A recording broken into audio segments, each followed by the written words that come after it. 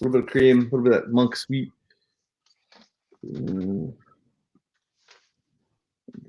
Changes. All right. Hi, guys. We should be live on Facebook. I am so excited for today's episode. So I got to share the stream around and stuff, as you know that I have to do. So please do this, you guys. Mash that like button. Please like and share. We're going to be live every day this week. This is Speakeasy with Jase.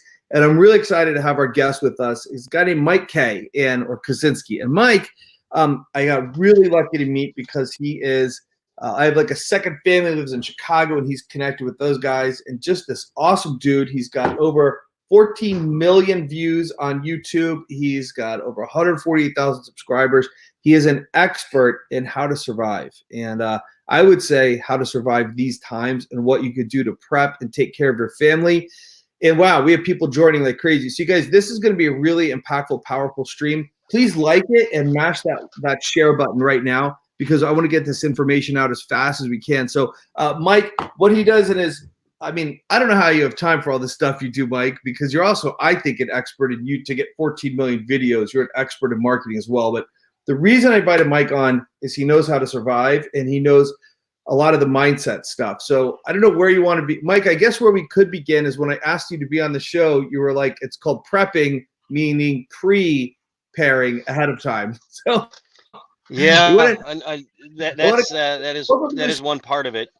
And not that I want to correct you in anything. I am not a survivalist. I think there's a difference between preparing and surviving, or survivalist in the traditional sense, in that, these survivalist guys are going to walk out into the woods and with nothing or few things and be able to live off the land. That's not where I focused my efforts. I more so, it would be what is known as a prepper, which is a person who prepares for whatever. Okay. And just to give the people listening a little bit of history, how I got into this. Back in the financial crisis of 2008, right at the very same time, this very same week that Lehman Brothers was collapsing, we had a flood, and where I'm sitting right now, I'd be underwater. And I was completely unprepared for that. It completely disrupted my life for months. Uh, the way that the flood happened, insurance didn't cover much of anything, and I had to rebuild my life. And it got me thinking about, well, if this can happen again, what can I do to prepare for it to happen again? And that's where I started on that journey. And it kind of evolved until, we were still feeling the effects of the economy back in 2012, 2013. And the position that I was in, we took huge pay cuts, and sought out a way to make money. And what I do for a living, I'm a sales engineer, for a security company, security manufacturer, and I was back then as well. And things were really bad, and I needed to make money, and I needed to find a way to do something that I like to do. And I ended up stumbling onto the idea of doing YouTube, and that was a subject that I was kind of in the middle of at that time. And that's what I kind of picked. It was like throw a dart at the wall. What do I want to do? I used to watch gun channels and car channels and the prepping channels, and that's what I picked. And part of my day job is taking really complex subjects and breaking them down into easy bites for people to understand and digest. And that is kind of the approach that I took with prepping. Okay. Now, as you pointed out, and that's where I'm at, and I worked with the YouTube channel for solidly for 4 years or so, and then my job again picked up really big, and I haven't had much time to do that. But in the course of events, I was able to build up about almost 150,000 subscribers, and I didn't even know if it was up to almost 15 million views at this point. But you are right. I had to learn all these things. A lot of the things that I wrote about and put online on YouTube were things I didn't know anything about necessarily when I started. It was I need to do this, and I have to figure out how to do this, and would work that through. And for instance, probably my most popular video was on a solar power battery backup system for the house. I saw that. Yeah, Uh, I saw that. and You could probably tell me how many views I have on it, but it was it was No, over 1 million views on that one video, the last time I checked. And it, I don't want to say I'm a sales engineer and I deal with complex things. I don't want to say I didn't know anything about solar power when I started, but I sure had to learn a whole lot about it. And I'm conveying all this because the way that I think people have to look at these situations is they have to be really resourceful. You have to understand um, what's going on around you, but then you have to take what life gives you and figure out the best way to deal with it. Make lemonade out of lemons. And when it comes to survival, even beyond prepping again, there's something called the rule of threes. All right. And everybody should know this because if they find themselves in a situation that's outside of their comfort level, they have to deal with it.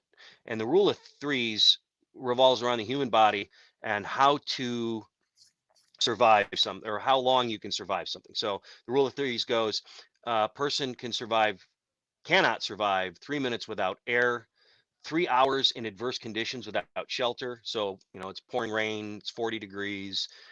If you're just exposed to that with nothing, you're going to have a hard time in 3 hours, 3 days without water, and 3 weeks without food. okay. So you start with that as a premise, as a baseline. And Okay. you and I had this conversation a little while ago when you called me and said, "What do I do about what's going on?" And at that time, there was still a little bit of time left to be able to prepare for what's coming. And the part of preparing is also not knowing what you're going to face. But I told you at that time that, well, you're going to have to treat your house like it's a spaceship, right? Yes, and that was I, great for us, by the way. So yeah. hmm By the way, before we go And real quick, can I do some shout outs? And just so you guys know, I yeah, have another computer here, and what I'm doing over here is the platform we're using to distribute this live goes to multiple pages, and so I can't see all the pages and who's on here, so I have to look over here. So Harold Malloy joined. Good to see you. Teresa Kitchen's good. Lisa Mayfield said, Jase, I'm looking at other things too. What do you mean, Lisa? Say in the comments what you mean. Natalie Laylock joined. We have other people coming and going as well. So, yeah, Mike, when you said that, by the way, I was lucky enough. I texted Mike, and I'm so glad you answered. And Mike said, plan like you're on 3 months on a spaceship. And then it really hit me. Like, so first I went and I bought some food, and then I thought, wait, if I'm 3 months on a spaceship, I'm gonna get really bored eating rice and beans. And then I went and bought like snack food because and yeah, chocolate syrup and stuff. I was like, I will want that stuff if I'm on a spaceship. So, and then yeah. I started, and I'm sure there's a billion stuff that Betsy and I didn't even think about. So, what else? What tell us about this? So it's exactly that. I mean, if you were on a spaceship, you've got it takes time and effort to do this, but you have to plan like whatever you have when the music stops is what you got, and run with that then. And I apologize if there's a lot of noise going on upstairs because I've got 4 children and they're all home, and there's things I'm running into with this that I did not foresee, personality not conflicts, but issues and people being locked in a house for some time. So if it gets noisy, you can put me on pause and I'll go deal with that and come right back. But No, dude, I think it's understandable, and it shows you. I think a lot of people are dealing with that, and all these memes are coming out about like. My favorite one so far has been how's homeschool going. 2 students have been suspended for fighting, and a teacher suspended for drinking. So yeah, drinking on the job. I've seen that one too. But yeah, so I can't give everybody a list of what to do. I'm going to give some guidelines of what I think you can do. I have not personally been out to the store in a while, so I don't know the conditions. I can only, report what I see on Facebook and hear from other people that are still out there trying to do things. But, if we go down the rule of threes, uh, air, I guess you might look at um, air as something that we're not going to run out of air, but you can kind of fit this virus into that one. And the news media for a month has been telling us masks don't work. There are no masks to be found, But the thing that you have to consider is that it's all probability as to whether you get this virus. And what I mean by that is if you're a healthcare professional and you don't have a mask on, and you're going to intubate somebody, and you put your head right over them and they cough on you, you've got trillions of virus particles that you just breathed in. And you can take that to the other extreme, where you might be walking down the street and somebody sneezed 10 minutes ago, and you've got a particle floating around, and you might just have, a shirt over your face, and that stops that particle. So there's this whole broad spectrum in between. And for folks, I would advise that if they have to be out in public, to find some way to cover their face. And even I've been wearing glasses for 2 weeks now. I just put my contacts in just for this because I can't see without either one. But I've been wearing glasses just because it offers you the minutest chance that if somebody sneezed or a particle was flying through the air, that might stop it. And so there's been a few places where I was able to find masks when they were gone, and we'll get into that in a second. But some protection is better than none, right? And actually, if I could jump in here, because some people are mocking some masks because they don't work, but a friend of mine who works for he works for the government planning responses. What they have found in some of the studies about masks is, while this mask might not be perfect, the mask actually does two other things. One, it stops you from touching your mouth, so that's very effective. And then the second thing, it's a social communication that causes distancing. So the fact you're wearing a mask makes other people go, "Ooh, what's up?" and causes subconsciously people to get more distance. So masks, even if it is just a strip of cloth, is very effective, they're finding out. Yeah, and then there's another point that makes them very effective, and that is if you are infected. I've been studying this for 2 months now, and I probably might gloss over things, so just jump in and stop me if I'm talking way up here and I should bring it down a notch. But if you are infected, you may not know it. You may not know it for 3, 4, 5, 6, 10 days, and you could be walking around spreading this disease to other people. And if you're wearing a mask in public, and you're reducing other people's chances of getting the virus. Yeah. So one more thing that's a little easier for me to talk about, if you go down the rule of threes to water, and I think I talked to you about this too as well. A couple of weeks ago, the water was starting to get scarce, your bottled water, and I didn't quite understand the run on water myself, nor really the run on TP. But I walk into the store and there's no water on the shelf. And I walk right over to the camping section, and let me go grab one of these things. Give me a second. Yeah. You can still hear me, I'm hoping. Okay, well, Mike's over there. We'll do some shout outs. Laura, who else do we have? Laura Killebrew joined. Good to see you. Linda Smith, Guy. Lisa said, job-wise, good for now. Review mortgage loans. Cinnamon Tribe joined. I'm going to mute you for a second while he's sticking around. Cinnamon Prime joined. Who else do we have? We've got on another screen. Natalie is there. You guys, if we have any questions, Jolene Lehman, good to see you. If we have any questions or comments, you guys, please ask these. Mike, before you show us what you're going to do, you said something that stood out in my head. You said you've been tracking this for about 2 months now. That's back to So why 2 months? How did you get turned on to this back in January to actually pay attention to this? Well, back in January, so, all right, when you're in this community, even if I'm not active in the community, you've got people out there that are like a radar for everything. Yeah. And the people that I'm closest to, I'm going to give a shout out. There's a guy by the name of Todd Jones. He wrote an excellent book called Fully Prepped, and he ran a Facebook page called Effective Tactics for a long time. Todd Jones? And Todd Jones is his name. I don't even know if his page is still up there, but he wrote a book that I think is still available, and it's an excellent book. But him and I are really good friends. He lives out in the mountains in Eastern California, almost by Yosemite, say. And he was the one that turned me on to this. There's a YouTube channel. There's this guy, and I should have written this down before the show, and I can maybe provide this to you if it pops into my head. But the guy's posted a video about what was going on in China, and it wasn't widespread at the time, but it was alarming enough to me that as a joke, I had to fly to Pennsylvania that last week of January. As semi joke, semi serious, I went to Home Depot and I bought a bag of masks. And when I got to where I was going, meet the folks that I'm supposed to meet, and I started putting them on the table as a joke and say, "Hey, I got masks for everybody," and half the people didn't know what the hell I was talking about, which is usually how half my jokes go. But he's laughing at that one. By the way, Betsy didn't want to be on the stream today. Quote, "There's going to be too much testosterone." There's not too much testosterone on this stream.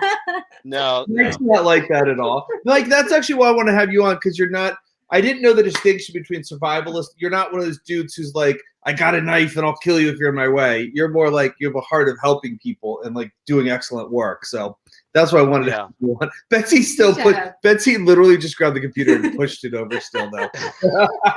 Hey, some shout outs. So Cinnamon's on, Jamie's on, Tina Kraft is on, Telly Fenya, and Lynn Helen. Good to see you guys. Please like and share. You guys, please like and share the stream so we can get this info to more people. Sorry to keep interrupting you, Mike. Natalie said that she is coming in late on this, but hopefully helps the rule of threes humans. Yeah, Natalie, he literally just covered that. That's great. So keep going, Mike. Yeah.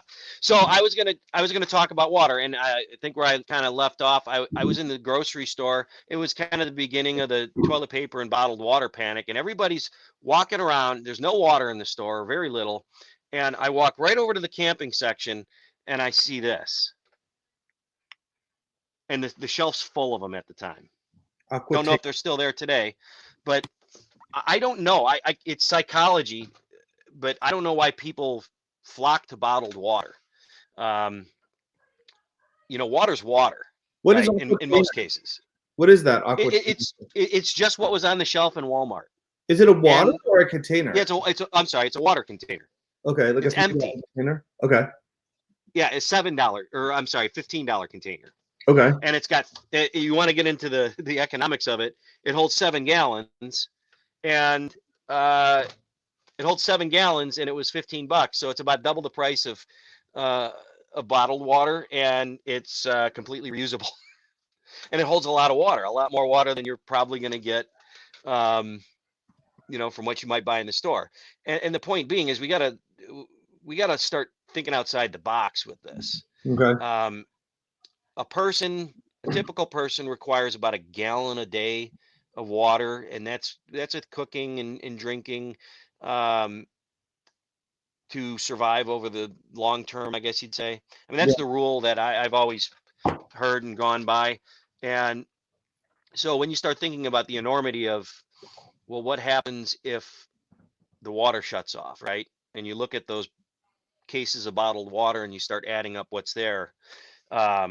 You have to look outside of that and try and find other sources for water. And everybody's living situation is different. Where I live, water's plentiful. Maybe not all of it's drinkable, but if you live in a single family home and you got gutters on your house and a container, a bucket, that might be a way to get water when it's not available. I suggested to you to buy a Sawyer 1, I believe, which is a water filter. It kind of acts like a human kidney in a sense, and that it's got this fibrous stuff inside, and it'll filter out. It's one of the best water filters on the market. I don't know if they're still available. I checked a week ago and I didn't find any. Really? But will you look that you up in the chat if there is, please? Yeah.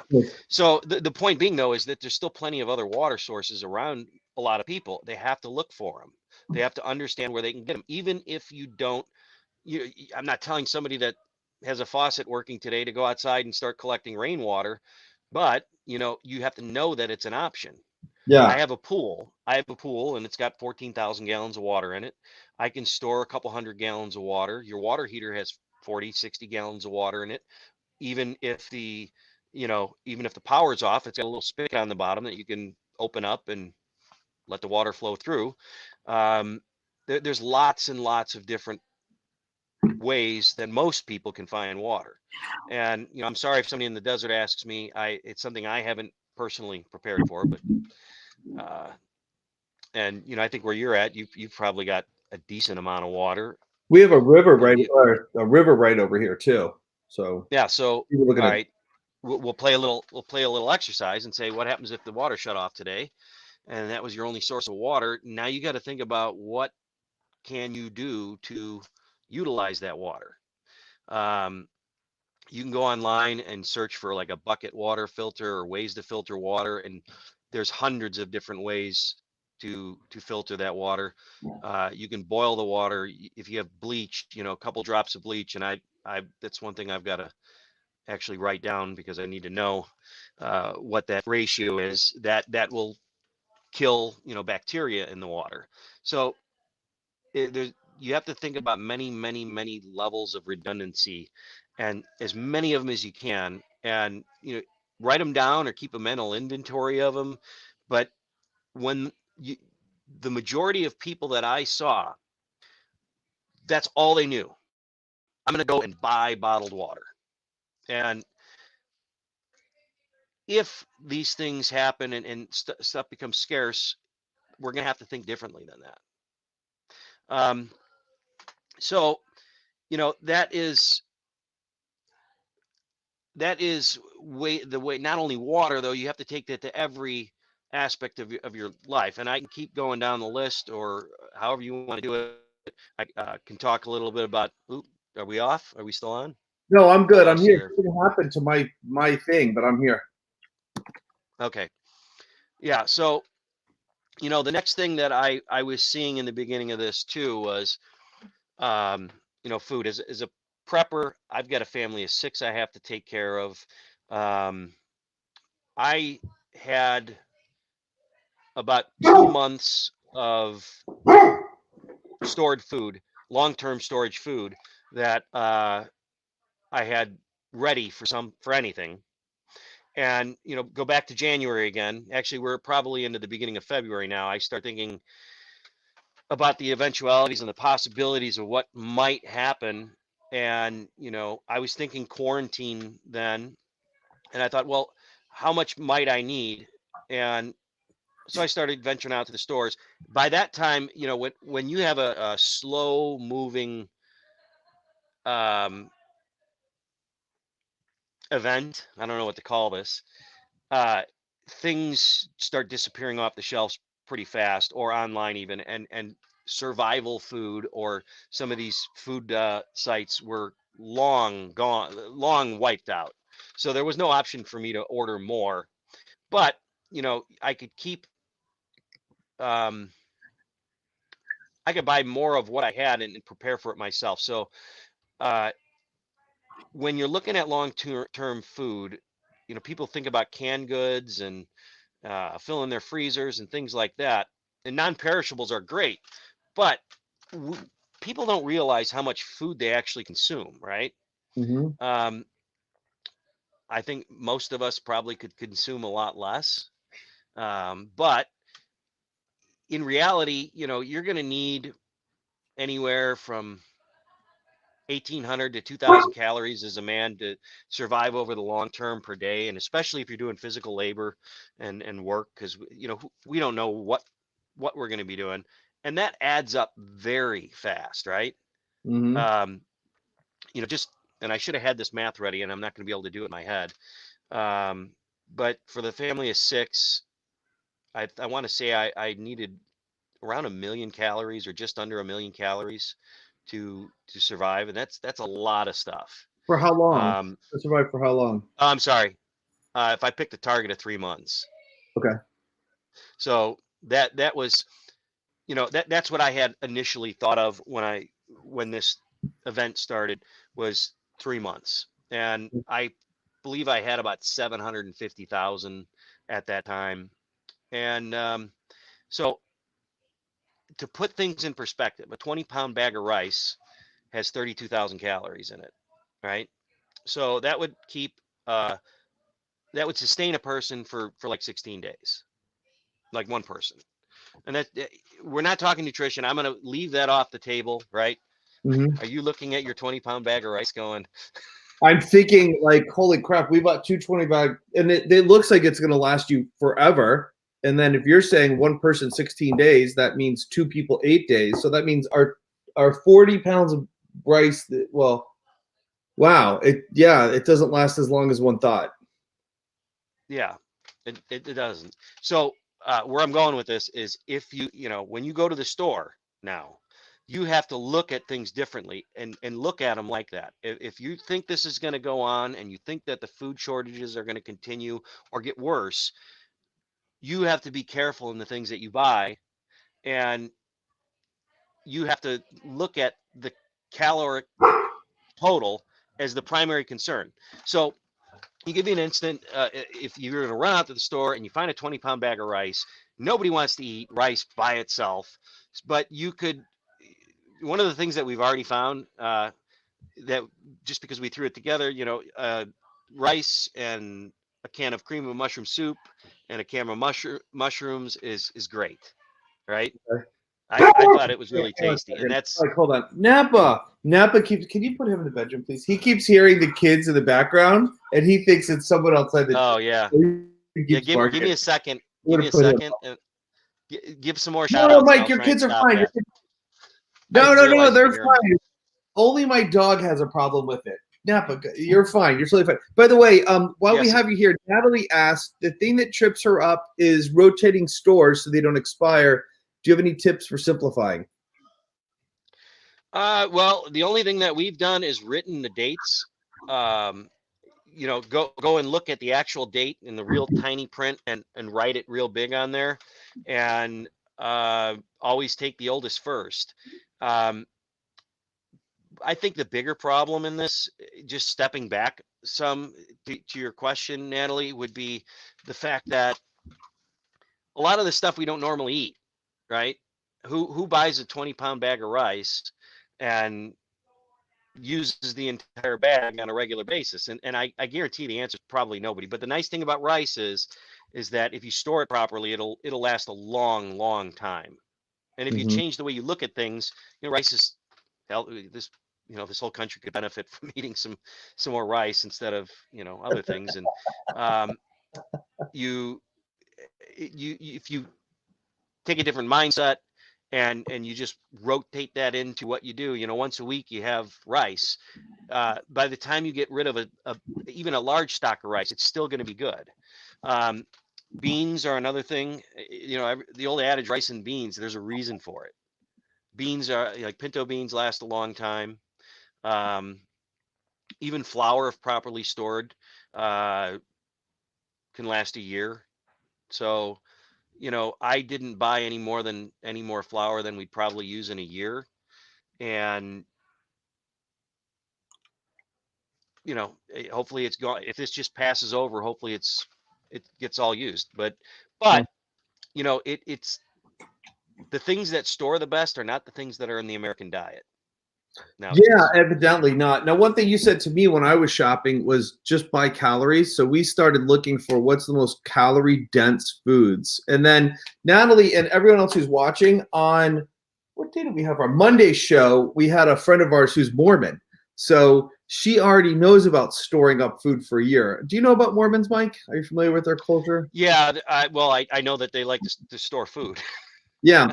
I don't know much about their culture, but I know that most of the Mormons, I think they I don't want to say require, but somehow a year's worth of food is suggested Yeah. Evidently not to. as many do it as we thought. But yeah, so she's been doing that for years. And so Natalie, what she said is, one, buy things you normally use. Now what we're talking about storing, like someone who has no stores, and we're going from nothing to, 6. And I think what her husband told me is they plan 6 months a year, 3 years. So they have some of the food that's in buckets that's sealed, that Mike, you could probably talk to, I know nothing about, but then a lot of the other stuff is stuff they use. So what they do is they have a storage room, Natalie, and then as they're going to use stuff, they bring it inside and put it in the pantry in the kitchen. So they keep rotating things that way so that what they're about to use in the kitchen. But anyway, I'd encourage you guys to go back and watch Monday's video. It was long form. We did two-hour videos. Start about an hour into the first video, we actually start covering content. One of the things, Mike, you probably know this, but for the other people, if you're going to store rice or pasta, you want to hard freeze it. And what that means is put it in your freezer for 3 to 4 days, because there's an enzyme and an oil that can be on that rice or pasta that will cause it to break down. But if you hard freeze it, it will kill that enzyme, and then your stuff will store long term a lot better. Shout out to Joanne. So shout out to Joanne from Auntie Jojo Helps for giving us that tip. Mike, some other shout outs real quick while we got a break. Tina Kraft joined, Jamie Honey, Telly Pena, Lynn Holland, Trey Richards, Janelle Capsey, David Dewar, Valerie Barry, good to see you. Ray Carabata, wow, that's an old friend from elementary school. Christy Orlando and Matt Castell, Matt's local. Good to see all you guys. By the way, this is super important. If any of you guys, it was designed to be a local Boise thing, but tonight at 7 Mountain Time, Matt, you're invited to this. Everyone's invited. I'm having home happy hour. Get beer delivered from your favorite local brewery, and we're going to go on live and do a home happy hour together. So if anybody wants to join me for a drink tonight, we're going to have some live music, and we're going to have some fun and conversation.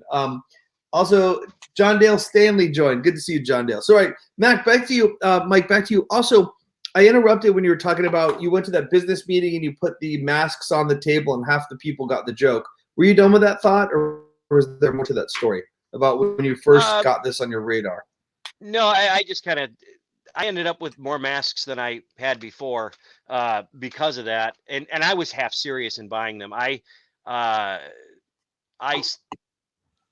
a book, How to Survive a Nuclear Bomb, and it's on Amazon. It's the Kindle books. It's not even a hardcover book, and it's really just a guide.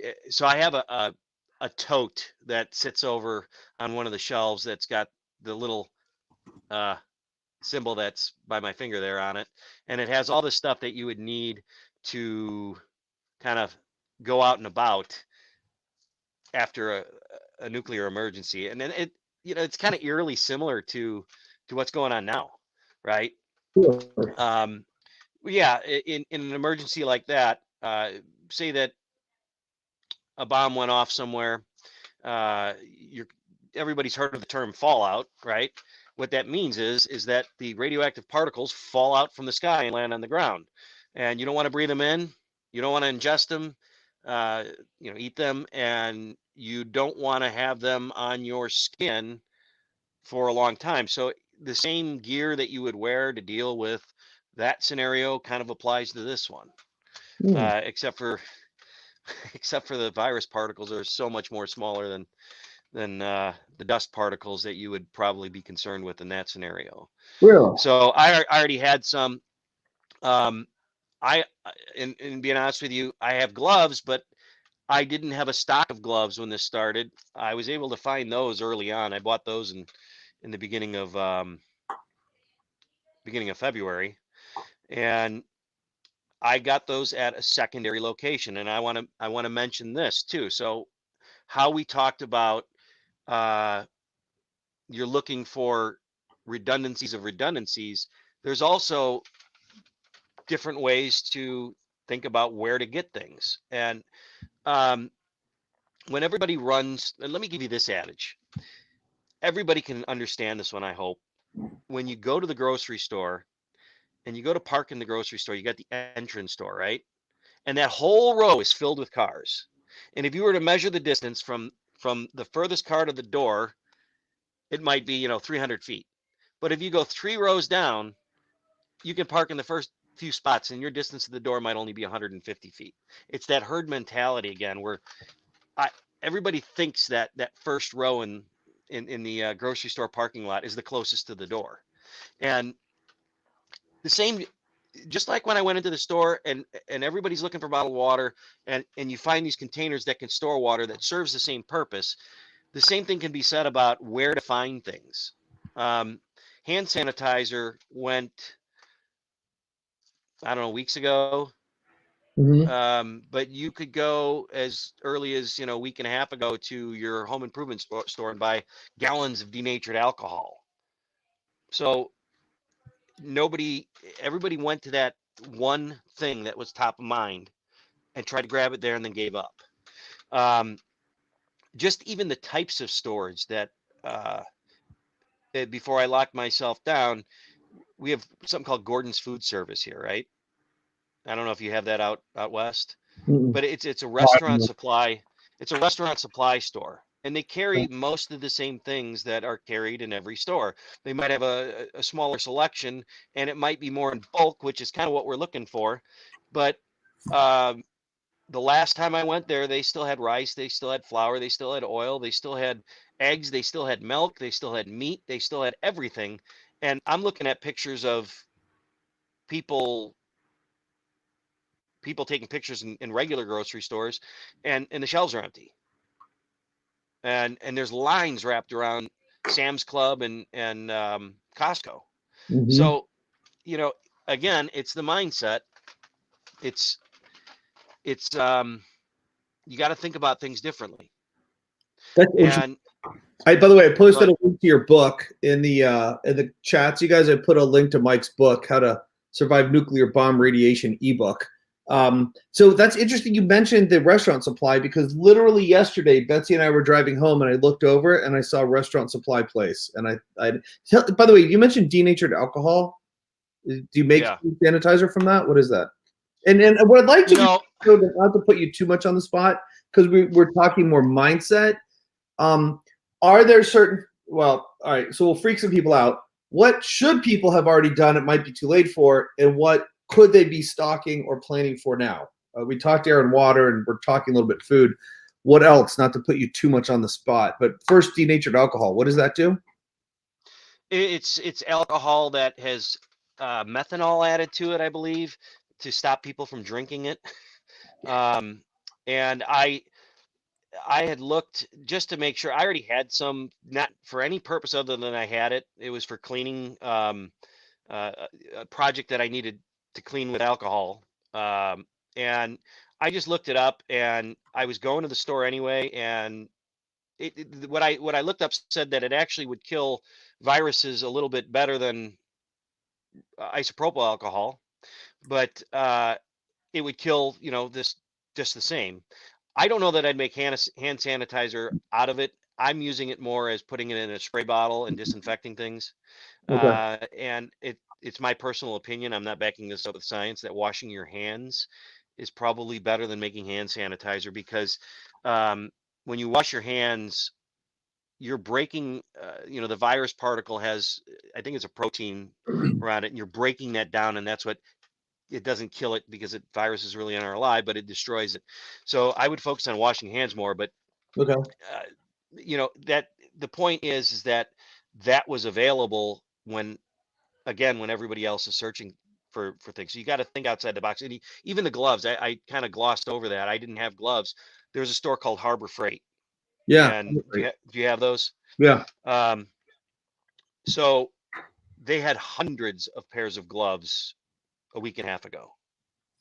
And I have a few family members that are healthcare professionals, and I told them about it because, you know, any gloves better than no glove. We're going to run into a lot of procedural changes and things like that in this country where, a healthcare professional a month ago couldn't walk into, uh, a room with a pair of gloves on that weren't, from a medical supply store. But when you have a glove that's made the same way, it may not be packaged in a facility that packages medical gloves, but it's the same glove. It Hmm. does the same thing for you. It increases your chances of not contracting the virus, right? How important are gloves? Why? Like in a What's daily that? life. Why, how important are we going to need gloves in our daily lives? Um, well, it again, it's like the mask. It's it's something that you can touch a bunch of things for and throw away and then wash your hands, and you're reducing your chance of getting virus particles on you. I mean, the way I'm mentally thinking about every interaction that I have, if I were to go out in public right now, everybody's got the virus. everybody in my mind. And every surface, everything that you touch has the virus on it. And you're not going to contract it through your hands as best as I'm not a medical doctor, but you're not going to just contract it through your hands by touching something. But if you touch your eye or your nose or your mouth, you're going to get it.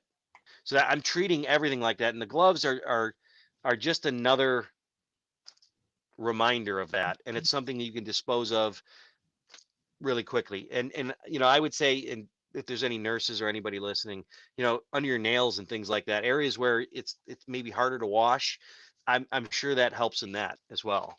Cool. Let's look at some comments. So Laura said, water's fine, not a worry. Interesting to see what people consider important. Sad diet. I don't know what that means, a sad diet. SAD or sad? Natalie said, went to the grocery store in search of milk. All the gallon jugs were gone, but just above the milk jug shelf, there were shelves of milk in a cardboard container loaded. Couldn't believe it. And then, good point, Natalie. Do you really want to pump gas without gloves? Ugh, that's a good point. Also, Dan McBride joined and Lori Marie Poreka joined. Good to see you guys. So I was thinking about this the other day too. By the way, Mike, are you guys on full lockdown yet? Like I heard someone give a range of 1 to 5. Like 1, you're just living daily life. 5, total isolation. Where do you guys fall right now? I think I responded with a 4.97. Oh, that's right. So we've been, everybody in the house has been here for a week.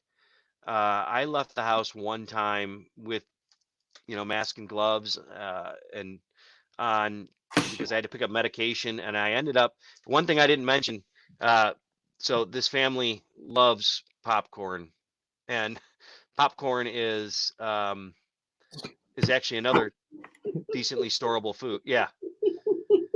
And why is that funny? Because that would so be you. Oh, I have so much popcorn right now too. Yeah. Well, it's calories, right?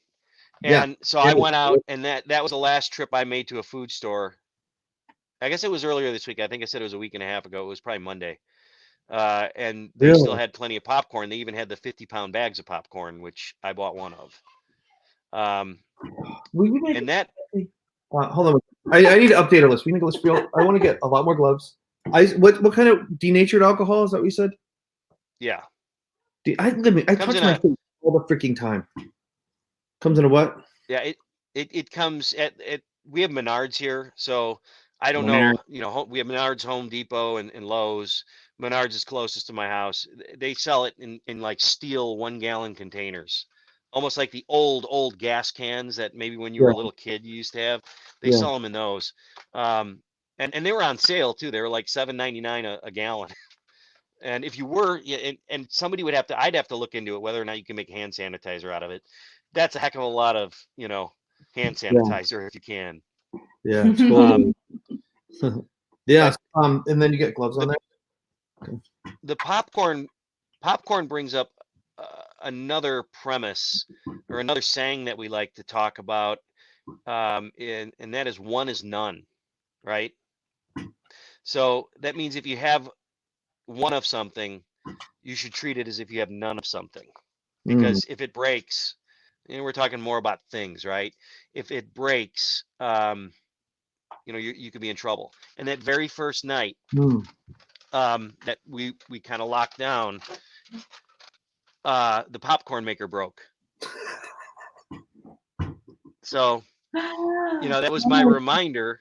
That was my reminder that one is none. And I'm going to do a little aside here. I think it's safe to order stuff from Amazon. But when the package arrives, you have to treat it like it's loaded with virus. Right? Yes. Like I was thinking you need to airlock all your packages for 4 days or 5 days or wipe it down so that the virus has time to die before you bring it into your quasi-sterile environment, right? Yeah, so if you have a garage, you can throw the stuff in there. Like I've got this whole procedure. I mean, I haven't written it down. It's just mental. It's open the door, grab the package, don't touch anything until it gets in there, put it down, and then go wash your hands. Right? Don't close the door until I may be super crazy about this, but I just don't want to. I don't want to get it.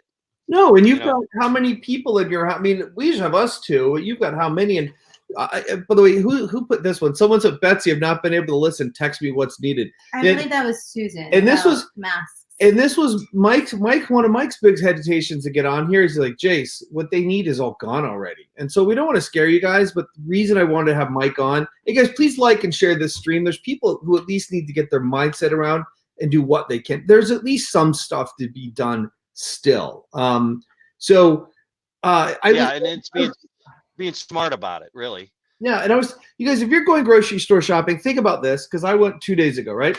Actually, we went yesterday. We have to start today, right? On camera. Are we starting today? On camera, we're starting today. Like after we get the denatured alcohol. No.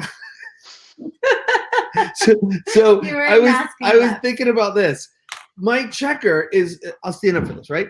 So I'm watching her swipe my stuff. So she's touching with no glove, even if she had a glove. So what? Everything I bought, she's putting across the scanner, right?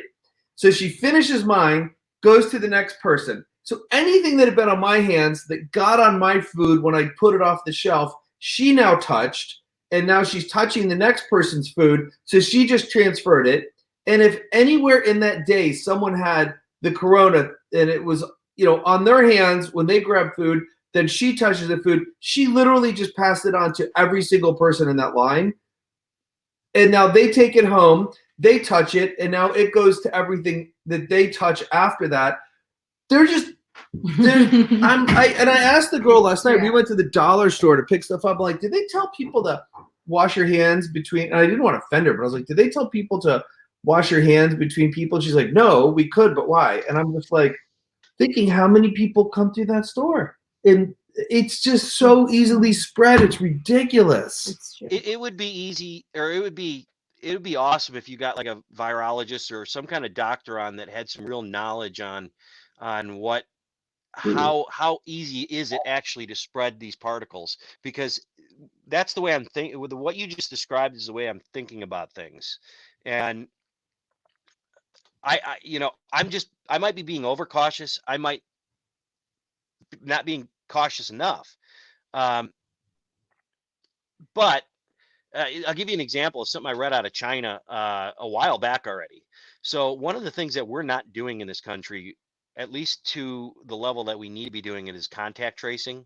So you present with symptoms, or you're tested positive for COVID, and they tell you to go home and be quarantined or go to the hospital, whatever that need is right at that moment. But you take a country like China or South Korea, who, China, I don't know if I trust the news coming out of China. I more so trust the news coming out of South Korea. And they seem to have a handle on this, but they did rigorous contact tracing. So if you, Jase, had it, you would be sat down with somebody somehow, and they would go through you, or go through with you, where you'd been, who you'd talked to, who you'd seen, all that. And they'd go back as far back as they could go, and then they would go to those people, and they would test those people, they would quarantine those people, and find out, where they went. And I think they've done a great job, at least in South Korea, of trying to stop this. But one of the crazy things that I heard out of the contact tracing in China was a guy got on a bus, and there was something like, I don't know the exact numbers, but say there was 30 people on the bus. He kind of went in the bus, sat down at the back, not at the very back, but towards the back of the bus, was on the bus for like 20 minutes, got off the bus, and gave it to 7 people. And 6 of the people were kind of around him, but the 7th person wasn't even on the bus when he was on the bus. He got on after. So that one bit of knowledge kind of scares the crap out of me. Is it's almost like this is so communicable that you can't be careful enough.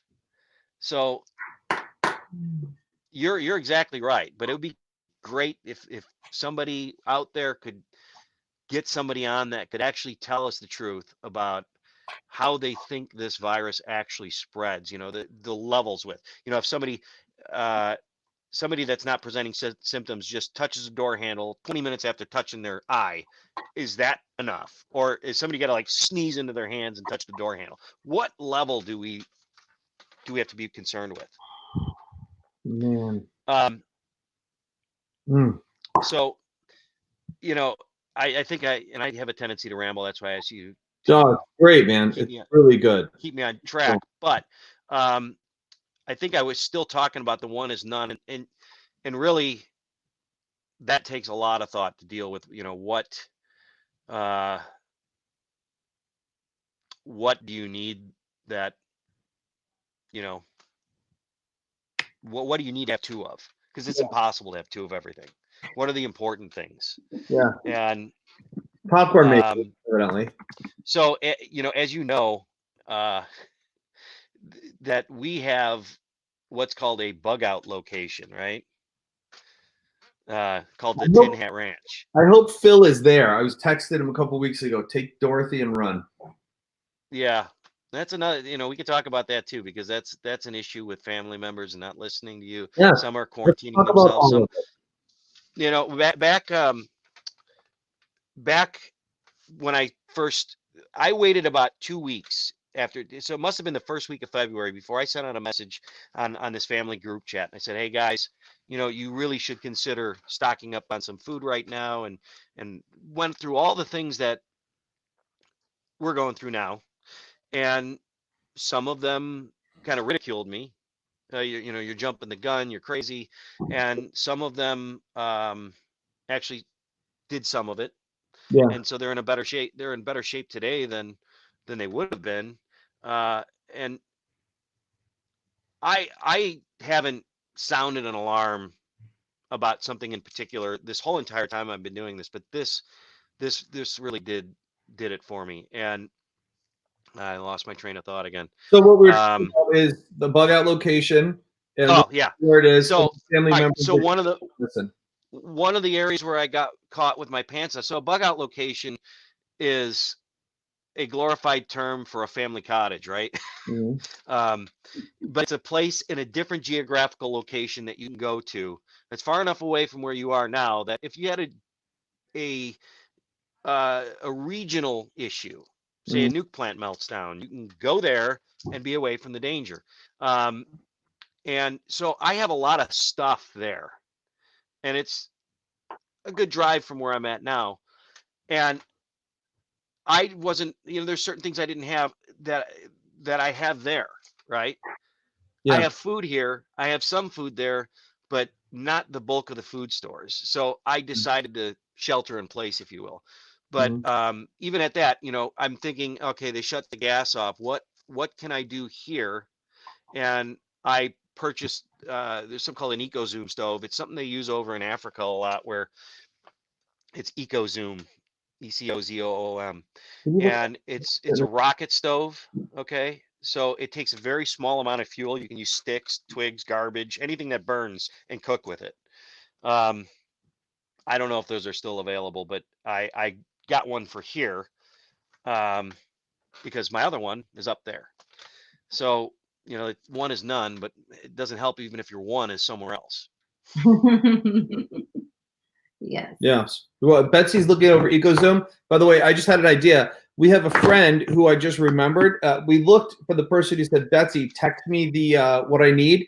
I just remembered she was making rewashable face masks, like sewing them at home from material. And so I'm going to get her info and put that up. Some comments. Natalie said, one is not, one is none. And then Harold said they're doing testing in his county. Natalie said everything she's seen for how long it lasts. And then we have a bunch of shout outs. A bunch of more people have joined the stream. Good to see you guys. Please like it. Zach Young, Pia, good to see both you guys. Thanks for joining. So Mike, keep going. So you're talking about the what is a rocket stove? It's just are you looking for that? It's just, it's a type of stove that people use to cook. Okay. You can go on YouTube and you can make them. They're commercially available, or they typically are commercially available. And it takes a very small amount of fuel to, imagine this, you're looking at these pioneer days and they've got this giant fire and they're cooking with a big kettle on there, it's very wasteful. It takes a lot of fire to do that. Yeah. An EcoZoom stove takes little sticks and it's about the equivalent of a regular burner on a stove Okay. with just sticks. So, we're talking numbers, BTUs, it's like 25,000, 23,000 BTUs. So that's about what a regular burner would be on a stove. So you can boil a pot of water, make rice, beans, and not have, not use a lot of fuel. So let me ask you a question, Mike. We're looking this up over here. Betsy's going to post it.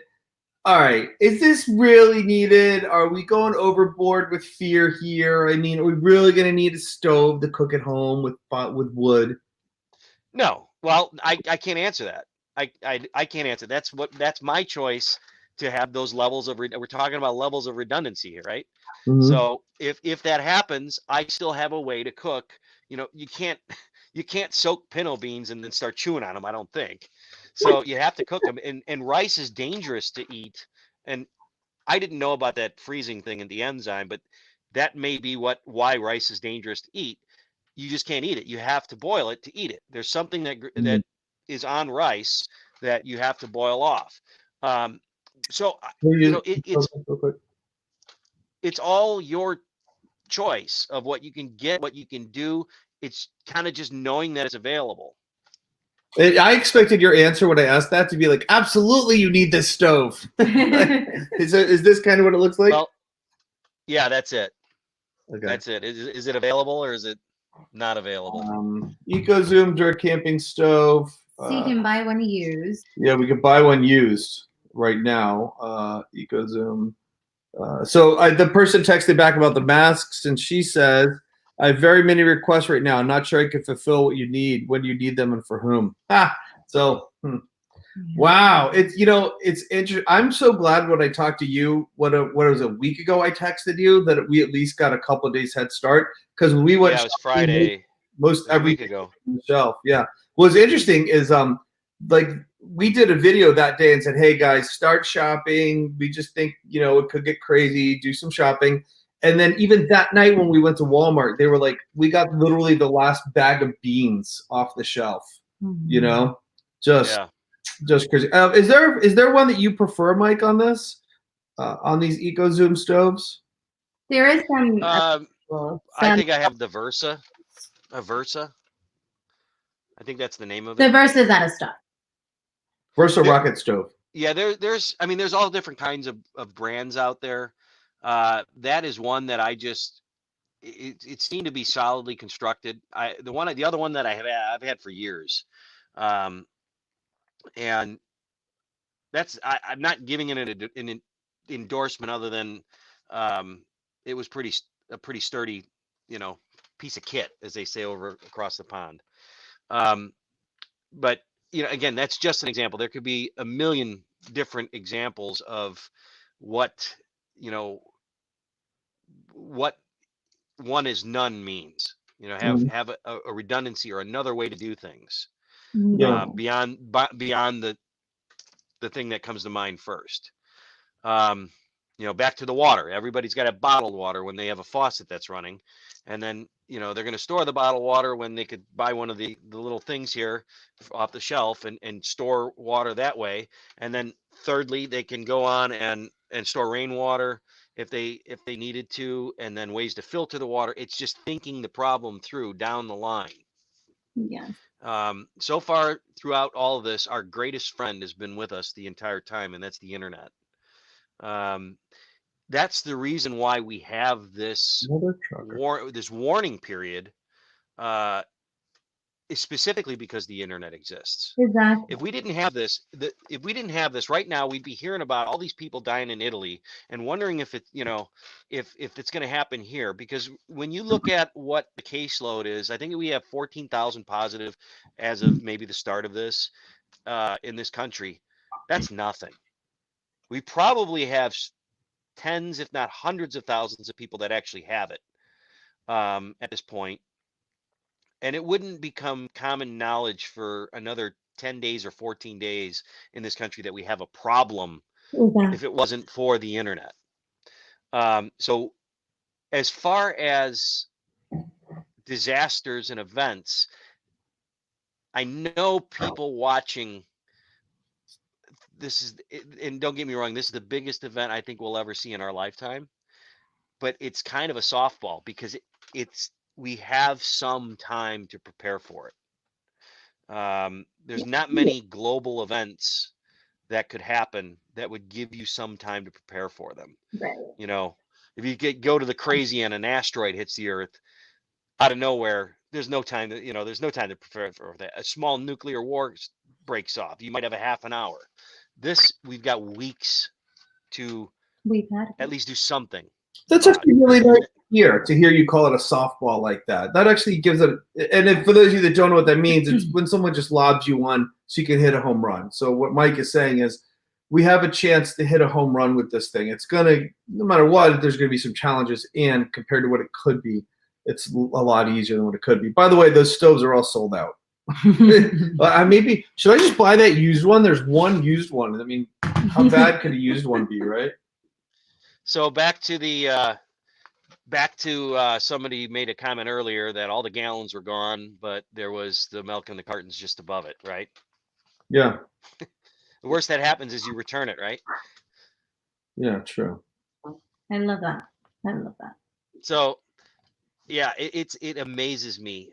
My wife, and when I go parking in a grocery store, like I gave you the example, every time it never fails. I'm like, look at this. The cars are lined up in this first row as far as the eye can see, and I can park right there. And it's human nature, but you know what?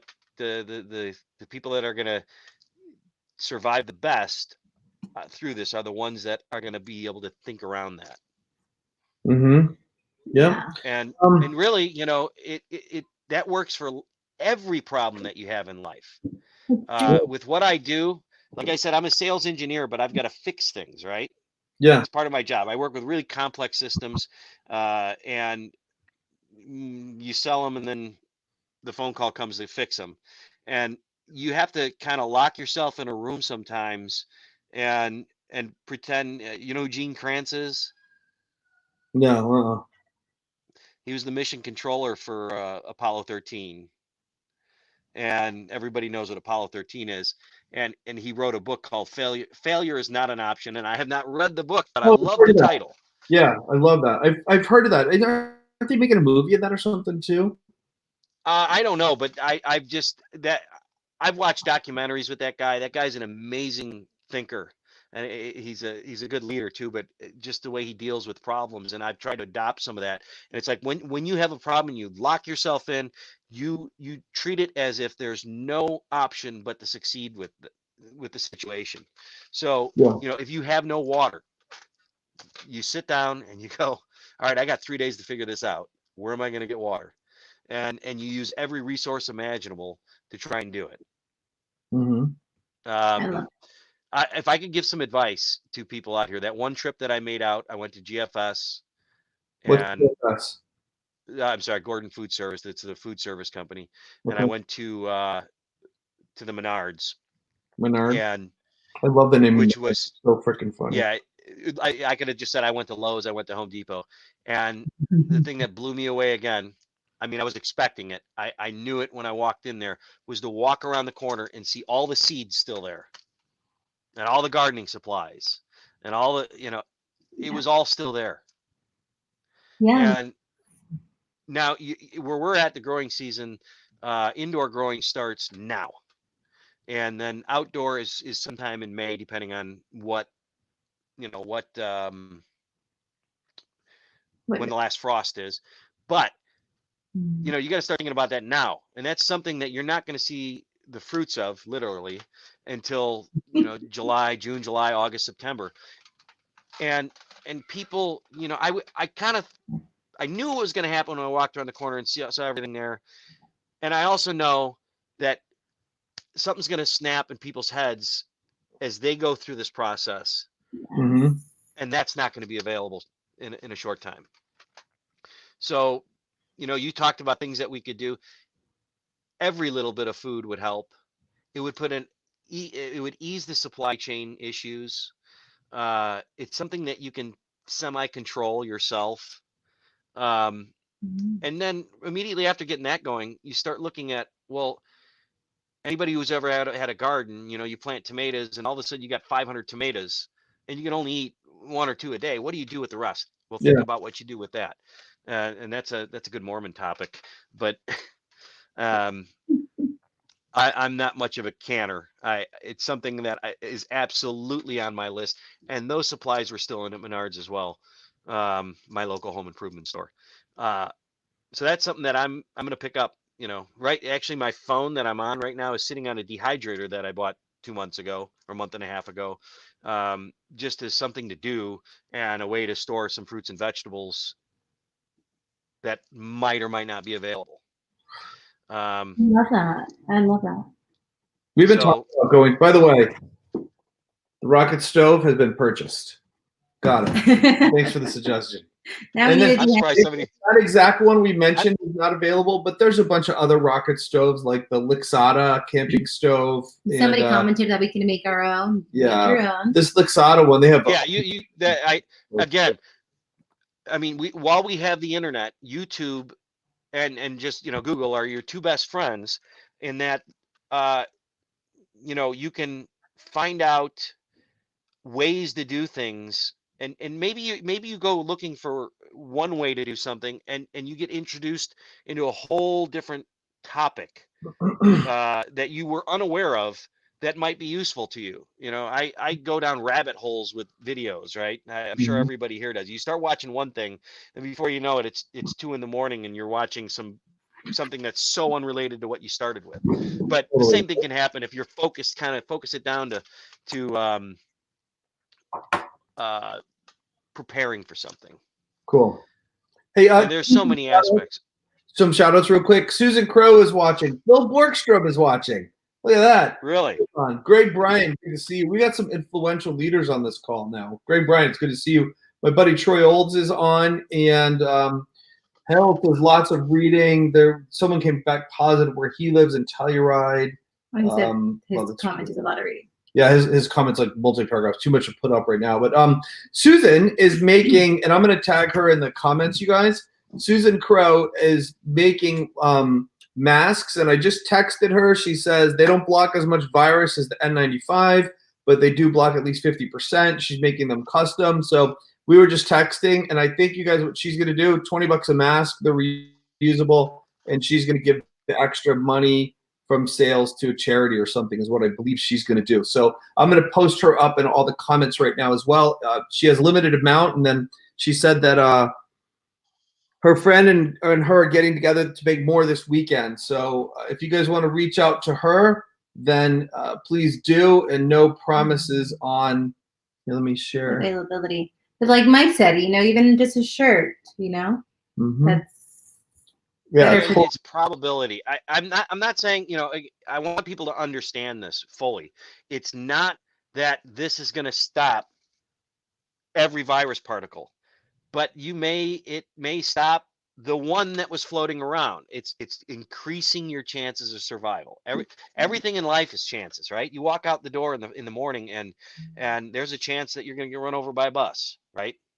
But if you don't go to an area that has buses, then your chances are much, much lower. You're just going to have to hear a bus from the movie Speed run you over.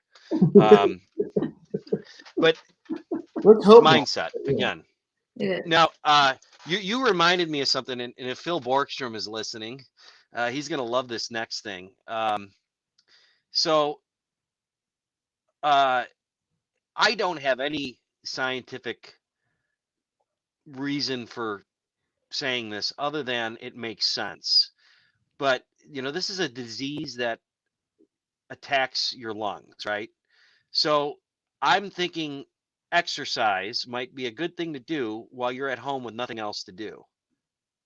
I'm a nervous pacer, so I have walked in the past 2 weeks without leaving my house about 80 miles. Really? So far. Yeah, really? I've got the this tells me 80 miles. Where do you walk? And where do I walk? Yeah. Around my kitchen, through my dining room, through the living room, and back around the kitchen. There's a divot in the floor now.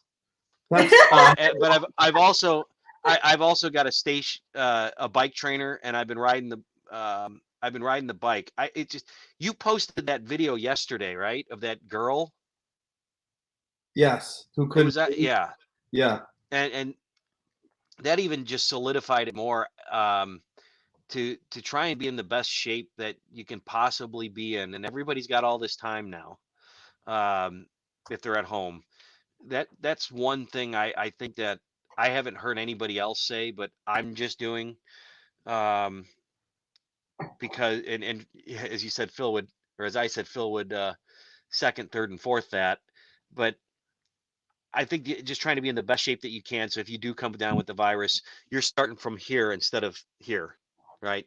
It's going to Mhm. drag you down, and the higher you can be, to begin with, is the better. So we were talking Um, about what to do also when family doesn't listen to you.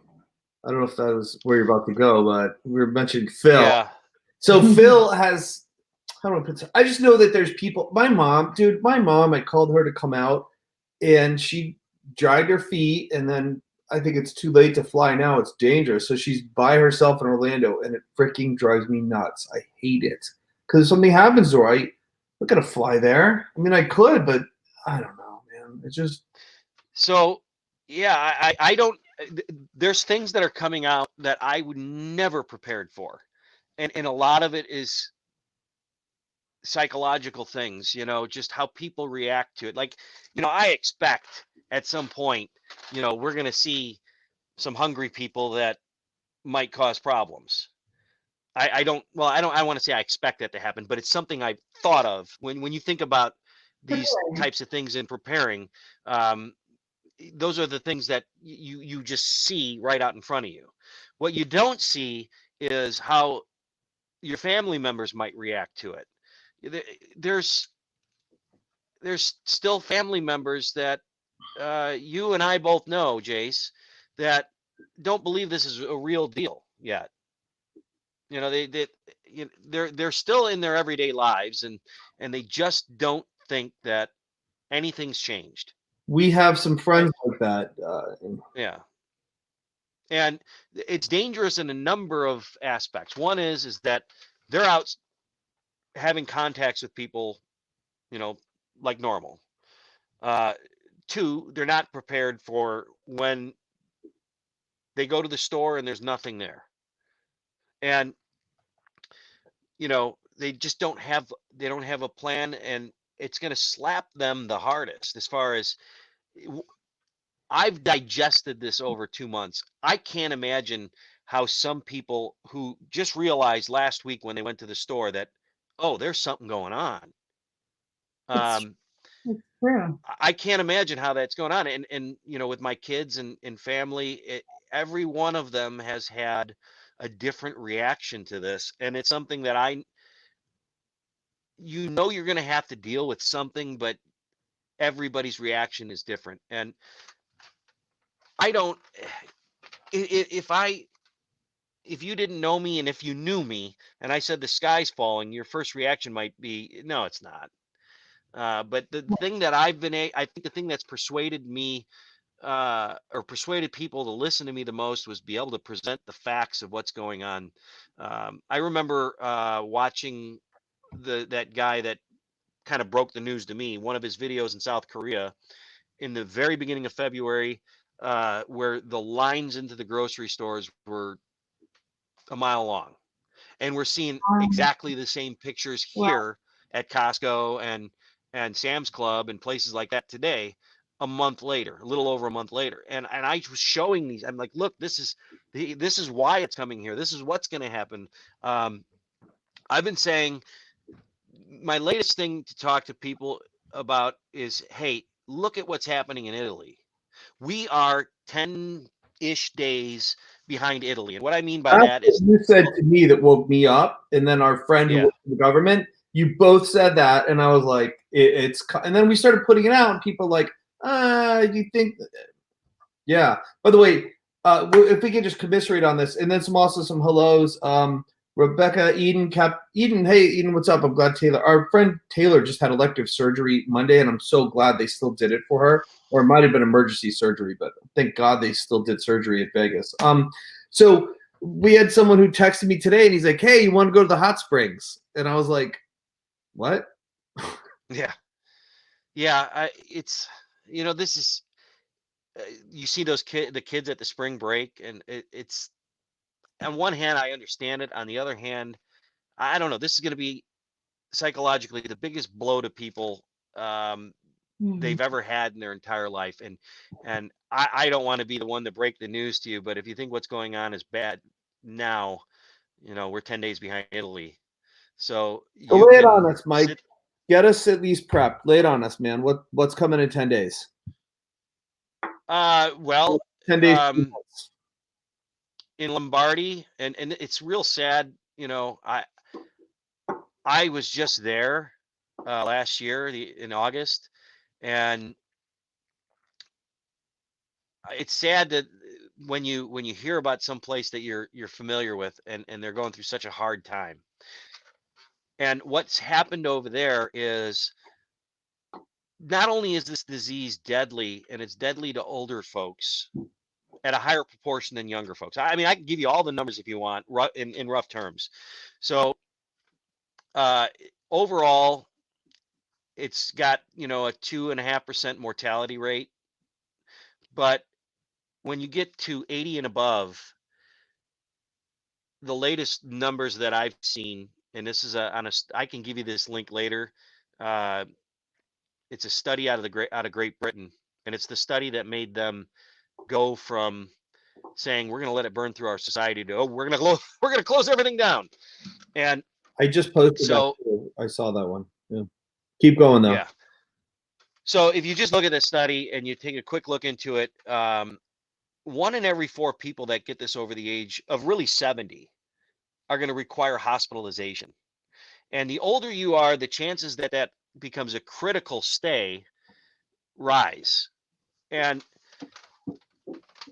even people, I'm 43, the chances of ending up in the hospital with this, even at my age, have scared me enough to stay home. But the very scary realization, we've got 150 people dead, somewhere in the neighborhood of that right now in this country, and over 10,000 deaths, I think, or somewhere around 10,000 deaths in the world from this. The scary thing is that report says that in the United States, that this is going to peak at the end of June, and it depends on what we do about it. So we're going to deal with this. The peak itself is going to be at the end of June, and they're saying that if we did nothing, 2.2 million people would die. And if we did all the measures possible that they list in this report or in this study, that 1.1 million people would die. And I don't know how many factors they take into account. Like what happens is, what's happening in Italy is they've overrun the hospital system in Lombardy. There are no beds. There are no ICU. There's no ICU beds left. They're triaging people. If you're over 60, I hear different things, 65, 70, 75. If you're over that age, you are not even assessed. Whatever happens to you, happens to you. And if you have a comorbidity, and you're younger, I'm just hearing these things and reading them here and there, that you may or may not get assessed depending on your age. And if that happens here, that's something that we've never had to deal with in anybody's lifetime, right? I thought you were getting ready here. No. It's actually, one, my nose was itching, and I'm practicing not scratching. But then 2, it gets me a little emotional to think about, because right now they're reparking Navy ships off of New York, and the thing that like, there's a video of a guy who's in his 40s, and he said it felt like someone was holding his nose and he couldn't breathe. Yeah. And it was a guy who ran, I don't remember how many miles a week, but he was a very active guy and healthy guy. And then that video posted of that woman who said that, she just, people aren't taking it for its serious as it's good. And if you just run the numbers, like what you're leading to is when all the ventilators are taken, they're now putting in certain places, I think Italy, 2 people on the same ventilator. Kind of gross, but better than nothing, right? But like, Yeah. when these are full, people are going to be just like, it's not a pretty thing to think about. Yeah. Now some good news. One is we've had some more time to get ready for this. Um, if you look at the numbers, we're not tracking quite like Italy's tracking, meaning if you lined up day one where they had their first case with our day one and you found you looked at the number of cases and the spread and the deaths and the hospital stays, we're below what Italy is tracking at. So there could be any number of reasons for that. It could be their population is slightly older than ours. That could be a reason. Number two, they could have a different strain. Number three, lifestyle, genetics. There's all different reasons why that could happen. But the good news is we are a little bit ahead of them on our response, and we've had more time to prepare for it. And then what was the drug they were talking about yesterday shows some promise. It's the malaria drug. Yeah, someone Um, posted that in the comments a little while ago. Yeah. yeah, so there was two different. I don't know if you'd call them studies. One was a study because it had a control group. The other one, I don't know if they just tried to do this, but they used this malaria drug, and one of them gave 16 or 20 people the drug and 16 the control, and the other group did 40. And the one I believe that all the people that got this malaria drug survived and Mhm. recovered. So there's that. There's I saw a headline somewhere. There's 7 billion minds focused on solving this problem right now, and that's good to think about. Um, the not Watson, but one of IBM's supercomputers was tasked with figuring out with AI what compounds could stop this drug, and it identified 77 compounds. It didn't really get into details in the story, but it was just an interesting thing that they put that supercomputer on trying to figure this out. There's a lot to look forward to and be thankful for. I think the biggest thing for people my age and younger is that no children have been reported to have died from this. No children under 10, and very, very, very, very, very, very few kids, 10 to 19. So there's a lot of positive things, but it is absolutely going to be the most trying time that we've ever uh, encountered in our lifetimes. Um, and we've kind of talked about the economic side of this event roundabout by preparing for ourselves, but we've also got that to deal with. I'm sitting here, I don't know if I'm going to have a job next week, not because my employer, I specifically chose this job. I work for one of the world's largest non-for-profit charitable organizations that's decently diversified, but they have a lot of chips in the automotive industry. So, that's going to stop. My customers are kind of grinding to a halt. Um, I design camera systems for prisons and jails, and they're not letting anybody in to do work. So, I can see, things just grinding to a halt for me personally. So then you come into the economics of all this, and I don't know how far if we even want to go into that. Yeah. I put a sell order out. I put a sell order out to the family on the family group chat on February 21st, and I called all the people that I talk to every day, and I sold every bit of stock that I had that day.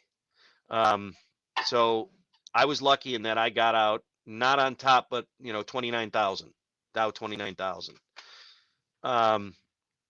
Because I couldn't see, China had already shut down and the market had dropped, and then they rallied it back, and I had my finger on the button, ready to hit the sell order, and I was a little bit late by a couple days, but I couldn't see how any of this was going to work out well for the market. And 3 or 4 family members that actually listened to me and did the same thing, and some didn't. And the things that are going through my head for the future are scary, as far as what to do with what money you do have. And I'm not talking about a bank run, but they're talking about printing a whole bunch of checks for everybody, and that's only going to devalue what we have. Yeah. So, I'm sitting in cash right now. I'm just wondering if it's time to convert cash to hard assets. And I'm not really talking gold. I'm talking about, my house, or uh, paying off things that I might not be able to pay off later. So, or keeping it and hoping that I can use it to, if I do lose my job, to keep going. It's a really foggy out there. Yeah, it absolutely is. I do think one thing that's nice that gives me hope, though, is I'm seeing some stuff trickle around already about, as opposed to when we had the recession. I remember when we had the recession, my market was real estate investors, and that dried up Yeah. really fast on the front end. So I was having trouble paying my bills, and all these people like, you're a jerk, not paying your bills, you deadbeat, blah, blah, blah. And I'm like, there's no money. And then 2 years later, everyone's like, or a year later, everyone's like, oh, there's a recession. I understand you can't pay your bill. No one can pay their bill. Yeah. So it seems like people are already getting on with that already. I saw a post, and I'm not saying everybody should do this, but I saw a post on Facebook from a guy who told all his tenants they could have half off of April's rent. I've seen a post where a commercial landlord was granting a lot of the restaurants that he had like a 3-month rent, and saying, look, pay your staffs. The government's talking about sending out these checks, which might lead to inflation. Who knows? But it seems like it's in the common thought process that there's got to be a financial fallout, guys. There's no two ways about it. And it's the money's going to disappear. It's just, like you pulled your money out of the market. It's not like that money's gone. It's just in a different form now. And maybe it's not circulating as fast, but it's still out there. So on the other side of this is going to be a lot of good opportunities. And in the meantime, what's it look like? And I hope people like the place I rent right now, I got this place and it's bigger than I need because people are coming to visit and I hold events and I wanted to host people here. Well, I don't have a need for that. And when I move out, I think he's going to have a real hard time renting it for what I'm paying. So I've offered them a lower amount in order to, keep a place that I like and to keep rent coming to their pocket. And I think people are going to learn to work together a lot faster now than they did 10 years ago. Yeah, I think where I was kind of going to that, I'm about as close to a libertarian as you can maybe be without being one. I mean, I believe in traffic lights and stop signs, and but and I'm a capitalist, but the way in true capitalism and constitutional government, they wouldn't be able to do any of the things they're doing right now, and this disease would just run through and it would be over with lots and lots and lots and lots of people dead. But they're messing with one side of the equation, and I hope they're thinking about the other side, which is airlines are an easy. Okay, there's nobody. You can't fly from here to there. You can't fly from here to there. The airlines effectively can sit there and burn off their cash until they're done, right? Well, they're going to bail them out. Well, then that, how about the people that sell them the fuel and Boeing? Boeing's already crying for $60 billion. So it just keeps going. They're going to have to figure out a way to pause everything. The thing that worries me about this is if it kicks people over to thinking, oh, socialism is the way. Like, yeah, that's a whole nother discussion. That's the short term and will not work. But because the government is instituting socialist, they're centrally planning, at least on the state level so far, and somewhat on the federal level, they're centrally planning the response to this. So, and they're still leaving the capitalist market over here, the semi-capitalist market, kind of floundering. Yes. So, my point in saying that, back to, I'm not a financial expert whatsoever. So, my point back to that is the things I'm thinking about. I said I was thinking about gardening and then what to do with the money that you do have left. Right. And what to do if you lose your job, and what to do. So those are the things that are on my mind, and these are things that could be tomorrow. The garden is, I've got to actually plant indoors this weekend, but that's months out, right? And you're always trying to be ahead of things. And I know that we're talking about a lot of people that didn't prepare and what to do for them. And you know, to recap, my advice would be, when you do go shopping, buy the things that are going to sustain you, buy calories essentially. And if you can fit stuff around it, niceties, and you mentioned junk food. One of the things that they sell at the food service places are those big 50 bags of chips, you know, the little bitty bags of chips. Yeah. I bought a couple of those because, you know, you got to throw something at the kids, or even for yourself. I've personally lost 8.5 pounds with all the walking, and not that I'm not eating, I'm eating. It's just, you're just up and down, full of adrenaline.